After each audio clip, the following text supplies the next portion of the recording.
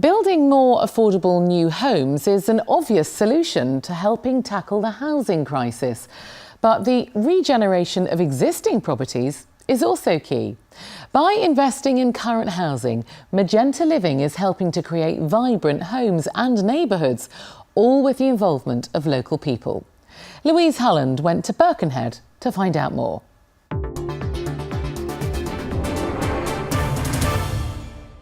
In the debates surrounding Britain's housing crisis, it's often the voices of those that need to be heard the most that are being heard the least. That's not so in a regeneration project in this part of Birkenhead. Today, Crossways is a shining example of what happens when communities pull together and when authorities hear their pleas.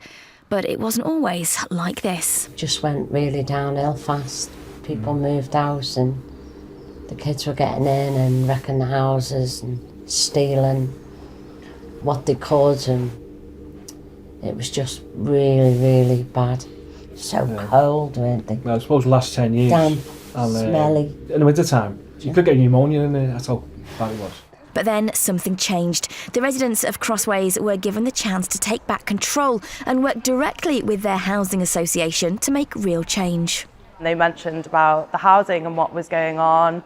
And so we decided to get together with a group of residents and said, this is what we're going to do. We're going to get in touch with Magenta and give them the chance to come and talk to us about it.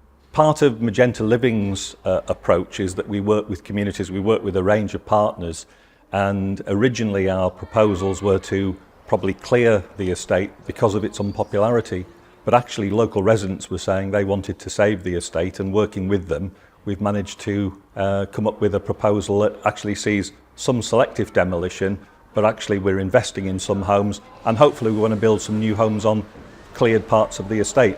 Crossways is an area with 200 properties. They're all 3-bed houses. There's some issues there we had when the government introduced the under occupation charge. People who couldn't afford to live in a 3-bed house didn't have anywhere else to go. We also had some issues of antisocial behaviour. I think for us it was very much about the demand for the area, and we were concerned that there was no demand for the homes, and really that would lead us to whole-scale demolition. But what came across very clearly when we attended the residents' meetings, the residents wanted to save the estate. Those residents that were still living on the estate wanted us to do something about it. And there began a collaboration which would change the face of the area. Old-fashioned outside bathrooms or gilberries were ripped down with new bathrooms put in, a mixture of 2- and 3-bedroom properties were on offer, and residents were delighted. They came in and they started and they've done what they've said. They've took the gilberry units away, which were the nightmare. Bathroom's gorgeous. I've even though it's 4 years old, I look after it. It's more better really, because instead of going outside, in the back garden when you go to the toilet or to have a bath or a shower or a shave even, you're going out to your next bedroom, so it keeps you into the warm. I just like the house, bigger space, bigger gardens, nicer kitchen, nicer bathroom.